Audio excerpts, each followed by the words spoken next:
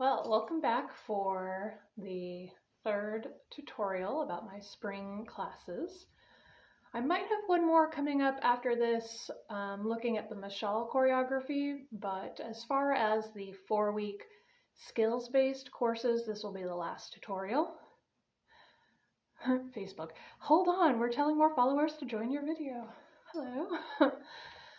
So we're looking at our last tutorial today about the emotion and staging class. So we're going to go over some concepts in eyeline, use of space, energy, and emotion. We might not touch on all of those today, but we're definitely going to focus on the use of space and eyeline because these are really big parts of staging that are applicable to multiple kinds of venues and that can be also applied to video versus live situations. But in the course, we'll get a little bit more into like the use of emotion and like energetic exchange between the audience as well. So hello everyone for joining. We're just talking about the last 4-week class coming up for my spring session, the emotion and staging. So we're going to go over a couple concepts from that today. I got all dolled up for you, so since we're talking about staging, right, you can feel free to dress up for this class and really get into that performance element.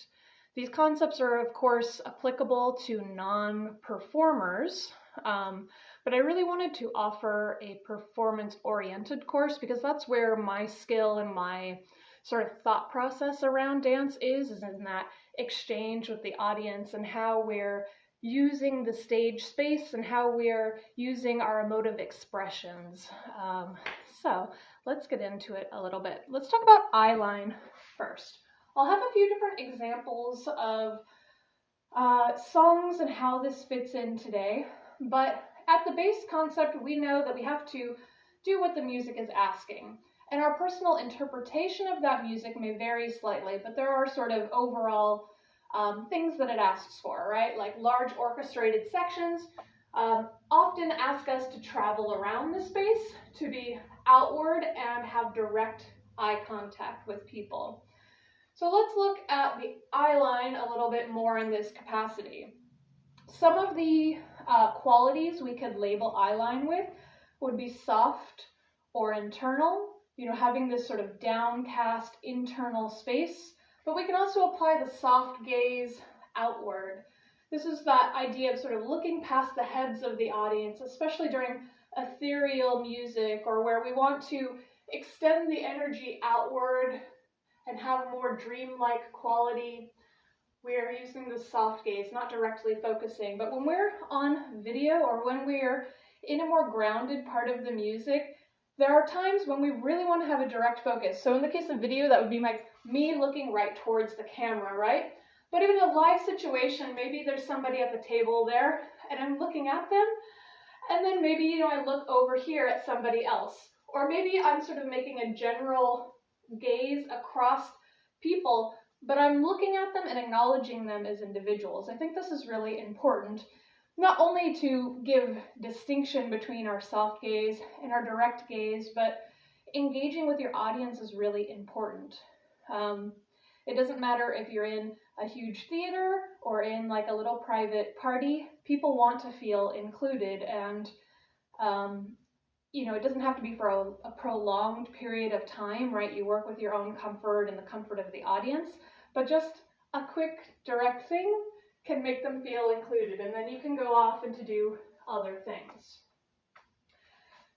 So I have a little graph on the notes for this class that I have tried to make it like as simple as I can. I think about the sort of on-the-spot internal space, the sort of what I might call bellady space, which is about the 10 to 15 foot radius. You might also think about that as like small home parties, like this personal party space. And then the larger auditorium space, which extends out past that. And that could be like 2 football field lengths, right? So our eyeline can address those different areas. And our eyeline can also address the upward space, that internal space, sometimes meaning closed, sometimes just meaning very, very soft. I know it's a little hard to see me there, right? So I could be completely closed and inside my own space, or I can just be soft here, But when I start to look up, there's a little bit of an association, especially in Western staging. Anyone who's grown up watching or exposed to Western staging is going to have an association of etherealness or a larger use of space when the eyes start to come up. I don't know if that's cross-cultural, but I know in my own head that association is automatic, so that downward is associated with internalization. What else do I want to say about that? I think that's good for now. We'll practice that with music in a second. The other thing I want to say about use of space is going again off of these areas or these peripheral concentric circles. So a lot of times we'll start on the spot, depending on the music, right? For melody progressions, for takseems, for anything that usually features one instrument or has a quiet, soft sound, we tend to focus on the spot. We don't travel very much, and the emphasis may switch between a more horizontal feeling, which tends to feel like it's using more space, to a more vertical use of space to try and maintain this sort of column-like feeling. To contrast that, we have the Oriental emergence, or mise en scène, or mise en scène, or however you want to refer to that, which usually opens with large orchestration, right? It has a quick beat, and it's moving us around the space. So you're going to take up a lot more space by traveling in large circles, by using that eye line and acknowledging your audience as you go around, in that sort of middle plane that brings them into your space, that projects your space out, and sort of merges them together. So we'll look at that with music when our example comes up, and then we'll really pay attention to when that large orchestrated part and the traveling settles down and either asks for more internalized moment, often with the takseem, or a more ballady style use of energy where we're in that kind of 10 to 15 foot aura. We have that direct eye line at the mid height so that we're here with the people, we're sharing space, and it has, it can be a little bit larger use of body movements, but it doesn't have as much of a focus on traveling. So let's just see a couple examples of that with music. Play. Okay. So as this song gets going, it's going to have a much more ethereal feeling. So we're going to let our eyes have this soft gaze and use this sort of upward space as we travel. You can do whatever movements you want, right? But we want to allow the sort of float and that soft.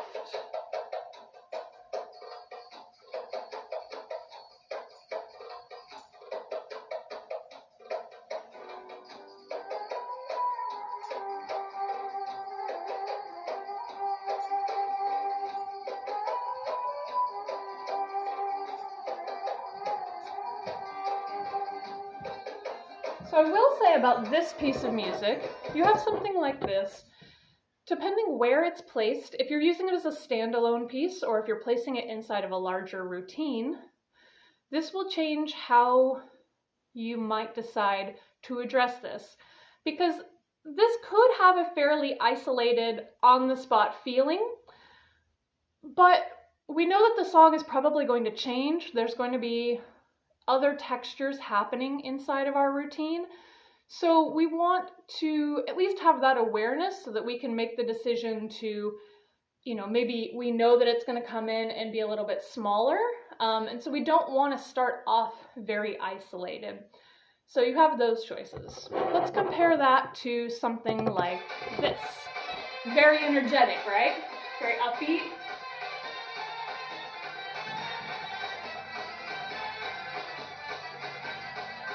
still the dancer waiting off stage. Or maybe she's coming here. If we were traveling to this, we would be going around the space. But I would probably wait till this part to enter.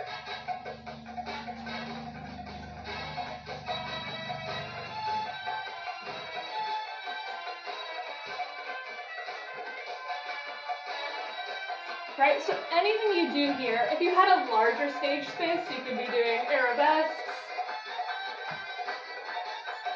If you have a smaller stage space, you want to make your movements a little bit bigger, your energy is sort of extending out. And the eye line is fairly direct most of the time.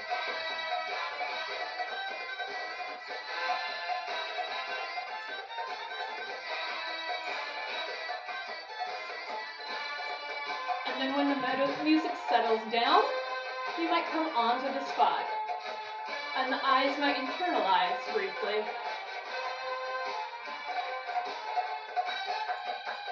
Then the music's going to open up, right? So we want to change that energy, change the pathways.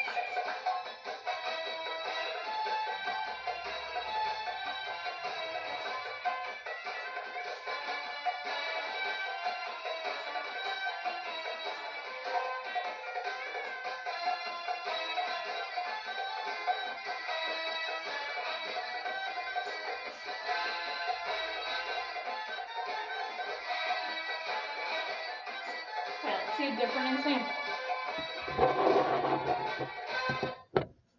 Let's see. Sorry, I forgot to put it on airplane mode again. Okay, so for those who are just joining us, hello. I'm talking about my emotion and staging class coming up in the spring curriculum. So we're looking at things like eyeline, use of space. We'll talk more about energy and emotion in the class, but today we're looking at spaces for different use of space for different venues, and then the concepts of like soft gaze versus direct gaze, and the sort of use of space both for eyeline and physical movement. So I was just showing a couple examples of what I'd say both of those were probably entrance pieces with very different energies, but if you're using them as a standalone piece, being conscious about the changes that are going to happen, dictating how you're going to address the largeness or the isolation, the sort of on space part of the movement. So one of the exercises I give for this topic a lot is to have people use their imagination. Imagination is a very helpful tool, right? There's tons of studies out there that say like visualization actually helps improve like physical performance. So this is something I've used for a long time in my own practice, is visualizing different performance spaces.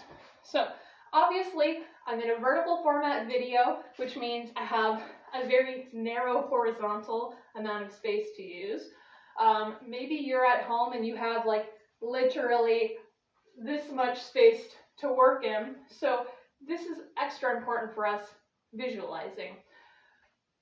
So this first exercise, let's say that we're on a giant amphitheater. This will feel more comfortable for some people and a lot less comfortable for others, depending on where your experience is and sort of what your intentions as a dancer are, right? A lot of times people feel more comfortable on stage because they like the distance from the audience, and they might be doing more art kinds of pieces where they want the sort of a little bit of a fourth wall. That's a whole other side subject, but there's different reasons people like a stage. So in your mind, I want you to picture that you have a huge stage at your disposal. You know, maybe it's 15 yards, 15 meters horizontally and 10 going this direction, and like it seats 200 people, and you have a balcony up here that seats another, 100 people. So it's a kind of a smallish theater, but your stage is really big, so you have a lot of space to use. This probably means you have to change your projection a little bit. Even when you're using traditional movements that are small like this, your energy use and your eye line have to be a little bit different to reach the people out there.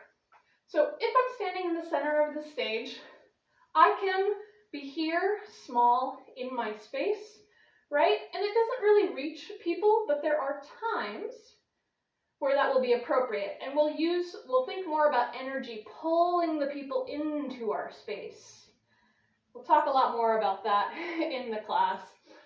But in general, on a larger space, you really have to settle onto the space and allow your energy to expand and allow your eye line to extend out to people, not just over the heads of the people, but looking directly to where their faces would be. Even if you can't see the faces, it's important to make that direct connection with the people in the front audience, with the people in the back, with the people on the balcony, rather than just this sort of soft gaze. Even if you can't see their faces, there is a difference and they will feel that because it's an energy.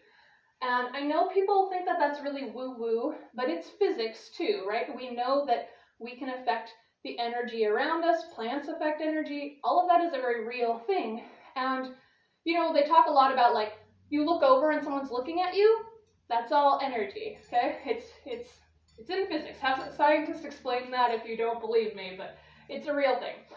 So that's part of what we're doing is sort of manipulating the energy in the space around us. And on such a large space like this, you can feel fine to use the sort of center space, but you have a lot more option to gradually travel and take the time to look out among the audience and then come back into your own space so that it's not exhausting for you or for them to have that constant laser beam of focus, right? So that's one of these things we'll be talking about. The other exercise that I, in this category that I give is to visualize a different space, right? So instead of practicing as if you're in the large theater, we want to practice as if we're in, let's choose a small home party this time. So you'll be in the point of the position of the dancer with me here, and say over on your left, there's two people sitting and they're kind of on their phones and they're playing games and they're not really interested, but occasionally they look up. And then there's 3 to 7 people over here who are all kind of have that happy, busy energy and they're excited and you could engage them, but they need that interaction. So you're going to be in that space. And there are times when you're going to mediate the energy, right, by allowing yourself to be in your space with the soft gaze out and in. I use this especially in restaurants and things as well to sort of gauge who's willing to interact, who wants the energy, who can be sort of psyched up to participate. And that there are some people, even if they're kind of stay out of my space, they'll often watch you, they just feel more distant. And so you can learn to pick up on that. And just doing it in your head, honestly, I don't know exactly how it works, but just practicing the ideas of that in your head by visualization or using your imagination, because I know not all people are very, they don't see the picture, but you can practice with the idea, can help you manage those energies. So say we have our kind of shy people over here and the interactive people who haven't engaged yet, but their energy is up, right? So you might start your set by sort of feeling it out and being on the space and keeping your energy more retained and your eye line more retained when you're over at these people, letting them see, but not forcing it on them, right? And when you're over with these people, you tend to extend the energy out more, direct eye contact with them, maybe even coming up to them and dancing for them. And then, if they're energy super up, right? Maybe your imagination surprises you even, and they want to get up and dance with you. So these are all kinds of elements you can play with that help you practice eye line and energy projection and use of space, because all of that will change. So those are a couple examples of the visualization exercises we'll use. And we'll put that actually with music and, I'll have you dance with me and then I'll have you practice those concepts on your own as well in the class. Because I know it's a little out there for some people, but in the past I feel like that exercise has gone over really well. Let me see if there's anything else I want to say. Let me scroll through here really fast to see if there were any questions. Awesome. So I've already gotten into energy a little bit. So let me just briefly touch on emotion. This is a very personal experience, right? How we respond to the music. And depending on what kinds of music you're dancing to, they may ask for specific emotional expression, depending on lyrical content, right? When we are dancing with songs that don't have lyrical content, that are, amorphous instrumental pieces, they may still bring out emotions in us, and we can choose to express that. But I don't always just mean like how we're doing it on our face.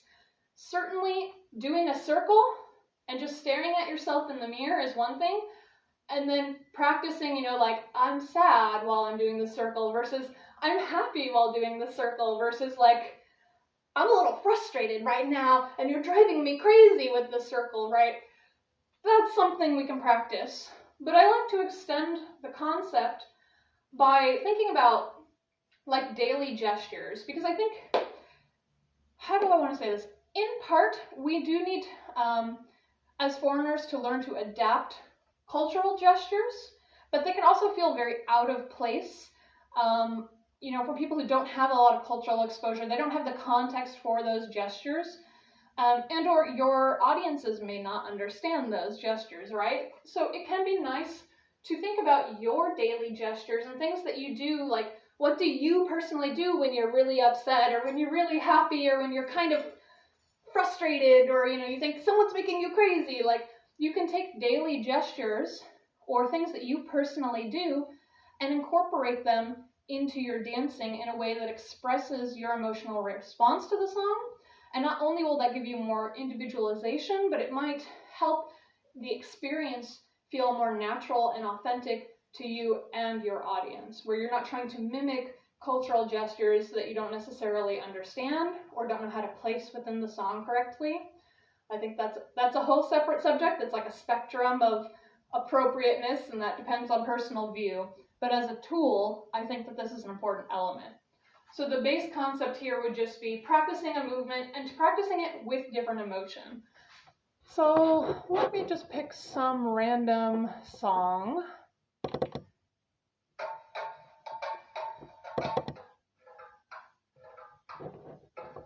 I was going to do this one.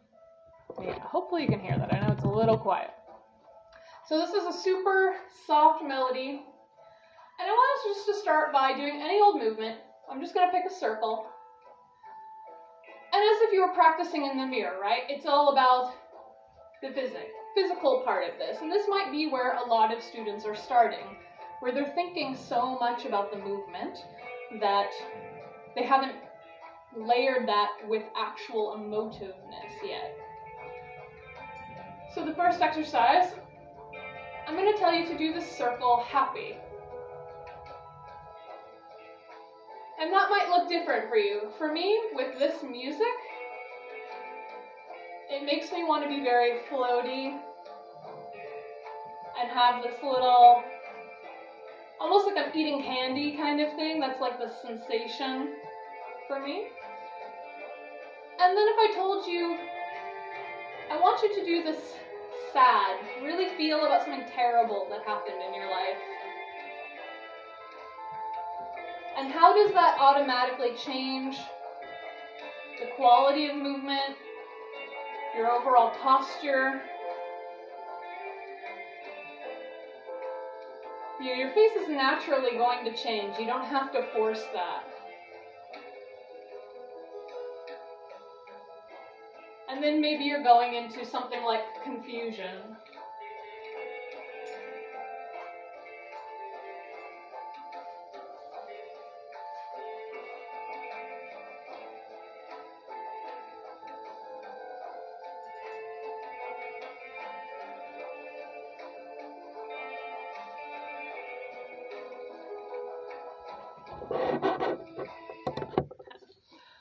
So again, lots of just brief touches on what we're going to be working on in this class. There's my brain is always like full of ideas. So, you know, sometimes it's like we're not going to get to everything just because there's so much in here. But we're definitely going to touch on the topics of eyeline, use of space, energy, you know, sort of manipulation or disposition. I know a lot of people don't like the word manipulation, but the use of energy, and then emotional expression or emotional disposition. And I believe that class will be Thursdays. I think I said Friday by accident yesterday. And in one place it says Monday on my paperwork, that's probably why. This class will be on, I did really mess that up. But on the website, it's correct. This class will be on Thursdays starting April 22nd. So I hope that you dance a little bit more. Okay, I'll dance a little bit more and make sort of a demonstration of the concepts. If you have any questions while I'm still here, feel free to type them in the chat box. And then if you haven't seen the other tutorials for the improv class or for the subtle changes class, you can check those out on Instagram or YouTube. And then I'm not sure if I'm going to get to it this weekend. It might be next week. I want to do a little preview of my mashal choreography. I did a workshop a while back on this, but my knee was having a lot of issues. So now that my knee is, fingers crossed, feeling better, I want to do like a longer class series on it because it's a long song. It's like a 10-minute long song, and there's a lot of components that I would like to cover in that. Do I love hair dance? I love watching people do like the Iraqi hair dance, different elements of dance throughout the Khalij, but I'm trying to minimize my hair dancing. I used to rely on the hair too much and I could never get my hands out of my hair. So now I'm just trying to like use the body more. Okay, so you guys asked for a little bit of a demo. Let me pick this song. I love this song. I love this song, guys. It's called A Beer by Ahmed Fouad Hassan. It's so cute. I know it's a little quiet. Hopefully you can hear that.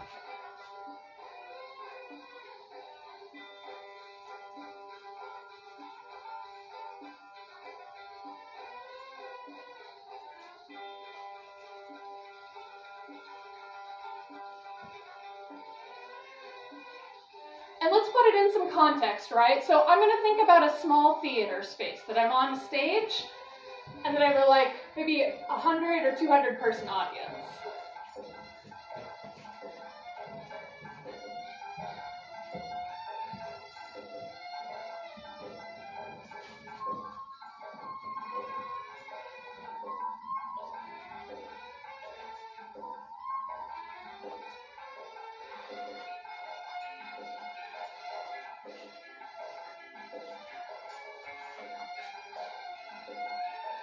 And if I was just dancing for the camera phone, right? I would spend a little bit more time internalizing.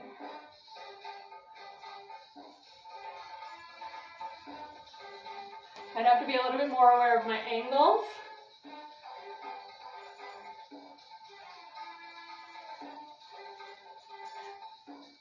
Maybe a small party. There's people here, here, and here.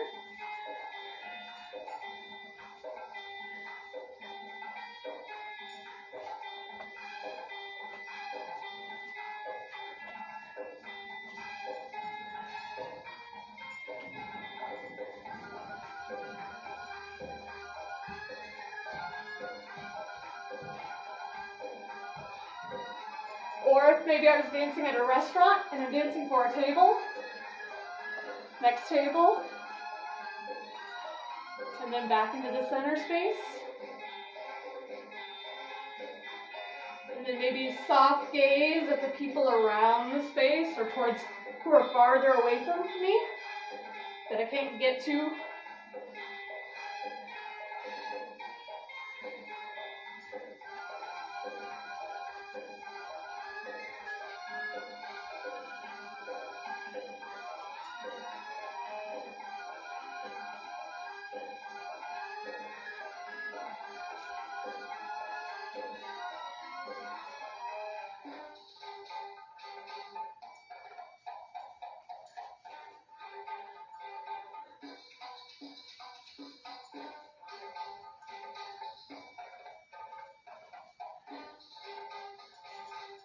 and the energy is going to change, right? So you might think, is this a very internalized thing? Not really. I would call this more the belly space, that 10 to 15 foot range. So you might use bigger spaces, bigger movements on the spot, or you might travel moderately.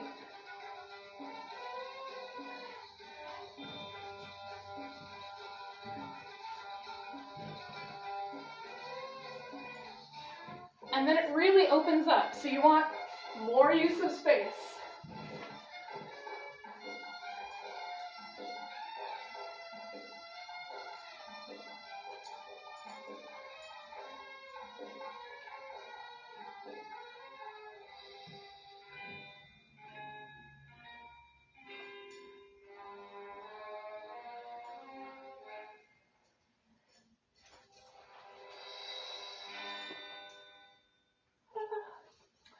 Okay.